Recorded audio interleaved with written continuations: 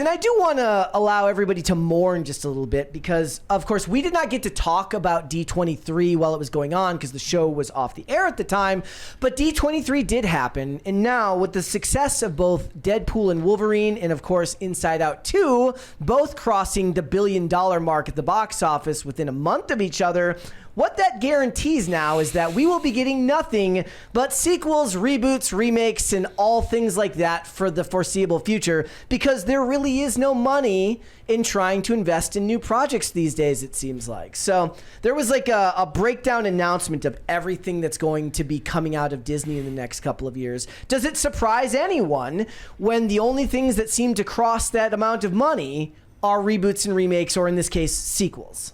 Why is it called D23? I actually don't know where the 23 comes from. Somebody in the chat can know, but it's there. They do this every year. Reminds me. Yeah. Okay. Okay. They do this every year. So these were the things that they have announced so far, and we cannot show any of these trailers because we will get copyrighted. Copywritten. So Mufasa had their first trailer for the Mufasa film that's coming out soon. Isn't he dead? Well, it's a prequel. Spoilers. God. Yeah. My bad. The problem, of course, being that it is photorealistic animation that is completely devoid of any life or happiness whatsoever. It looks unsettling. Daredevil Born Again actually looked okay. I do recommend going and checking that out. Wizards Beyond Waverly Place. After my time, so maybe somebody else here who's younger than me. I grew up on that. Okay. Does that interest you at all? It does. That was Selena Gomez's show that made her super famous. Yeah. Is she going to be in it? Because if not, I probably wouldn't be as excited. Yeah, not with her, I'm guessing. Okay. Yeah, it says... it says she's set to return. So, I mean, I wonder if it's going to be one of those things where they only get her for some amount of episodes. You know she's in the top 15 or top 10 of followers on Twitter? Yeah. And isn't she one of the richest people in the world too? Is she really? I think. I believe it. She's got her makeup brand. Yeah, it's like her makeup brand or something like that. Yeah. So Monster Jam, literally based off of monster trucks with The Rock.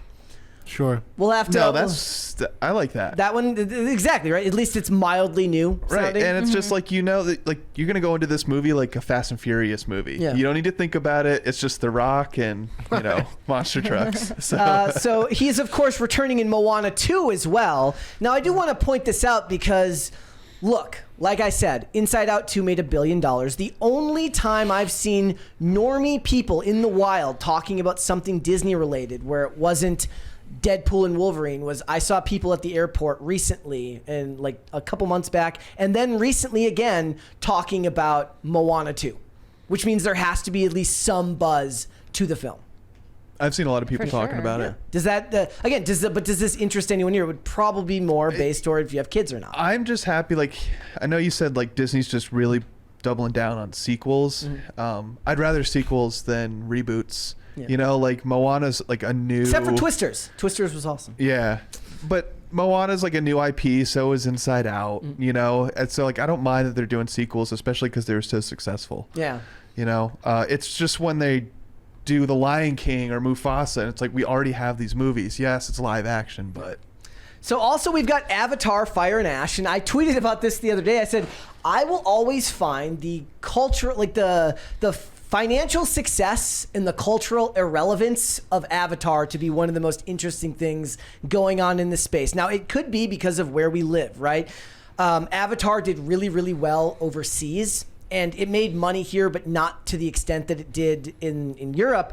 So I find it interesting that both of those movies are in the top 5 highest grossing movies of all time. At least one of them's the top, and then one of them's in the top 5.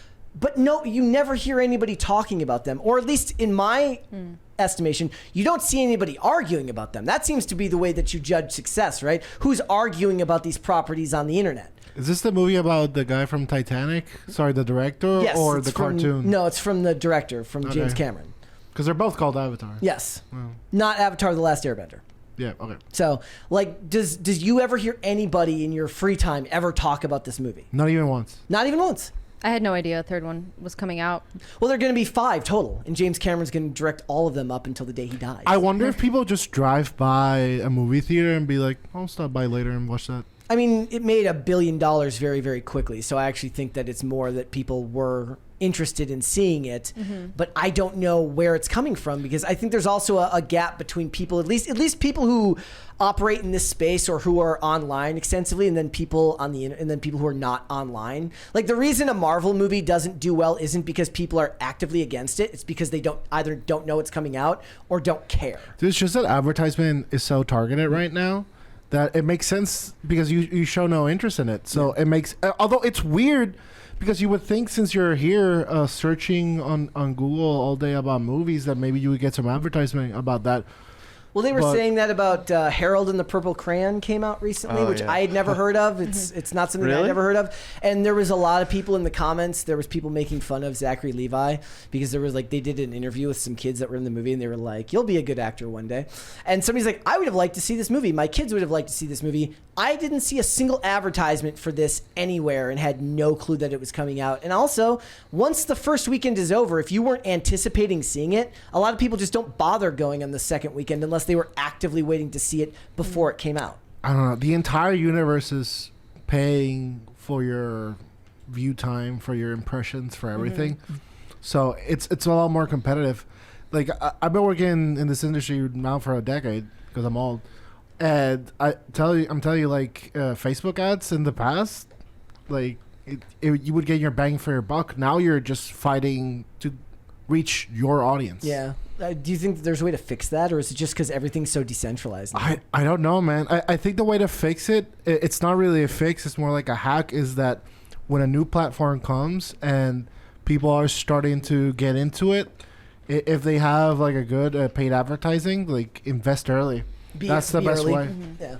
You got to take the momentum. Well, because that can be hard sometimes, because if you invest early, you have to have liquid capital, right? Because if you invest early and there's no return on your investment, a lot of people just don't bother until the platform's reached, a critical mass, and then it's watered down. The other thing is geofencing, which basically means target your local area. It's more expensive, but yeah. Does this interest you? Did you see? You said you didn't even bother with the second one. I had to turn it off. I watched half of it. It was just too boring. I'm like, I can't get through this. I liked it. I like the second one. People were complaining because they're like, look, the story is overly simplistic. I said, here's the problem. Hollywood doesn't know how to tell stories at all anymore. Yeah. So stick to simple, right? Well, the same complaint is made in pro wrestling, where they'd be like, it's an overly simple storyline. It's predictable. I said, predictable doesn't necessarily mean bad. It's all about the execution. I enjoyed the first two Avatar movies in so much is that I had a good time at the theaters. Would I go and rewatch any of them? No, I wouldn't. But it gave me the bang for my buck on the theater side of things. I want to see it on the big screen. It's a movie known for the visual aspects, right? Not necessarily the story. I'm not as much. Sure. I'm not going to it for rewatch value, but I understand that a lot of people there's an argument to be made where if you're talking about whether a movie is worth watching, right? At one point, I toyed with the idea of saying my whole criteria would be, there'd be a binary system. Is it worth rewatching or isn't? But I can't honestly do that because I very rarely rewatch anything. I just rewatched the first Tom Cruise Jack Reacher movie. Oh, okay. From 2012 and really, really, really enjoyed it. And realized that there's very few movies that come out these days that I really want to watch a second time. I don't know if that happens to anybody else, or if there's anything that when you see it, you want to watch. I agree you were with you. saying, I mean, you're watching Lost again for the 5th time. Yeah, something like that. But very few things that are made these days have that rewatch factor. I've realized more and more that I'm the kind of person that honestly the movies that I watch is because I like an actor. I'm particularly fond of DiCaprio, and I love all his movies. And I think that the way the world is that now, since celebrities are on Twitter and Instagram and everything, and honestly that dispels the mystique of them. There's very few actors that I want to follow around. I mean, that's going to be the whole point of that's literally the whole point of the first topic today, is about how your social media presence can you were just saying movies they don't really have their rewatchability, but I would totally go see Deadpool again. The new one. Yeah. That's an easy one. If for no other reason, when we were watching, it was the intro sequence alone was worth rewatching. Yeah. Or Channing Tatum's scenes were hilarious. Yeah. Where could you watch the original one?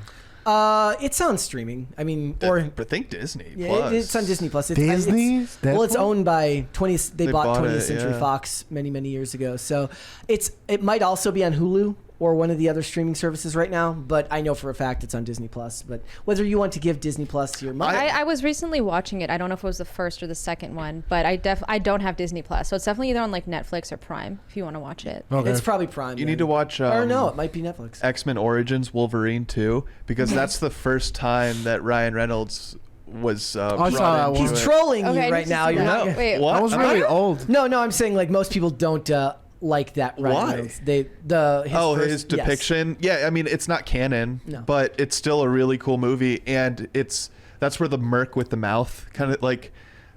That's where he kind of came into this character, because like in the beginning scenes of that movie, he's the Deadpool that we know now.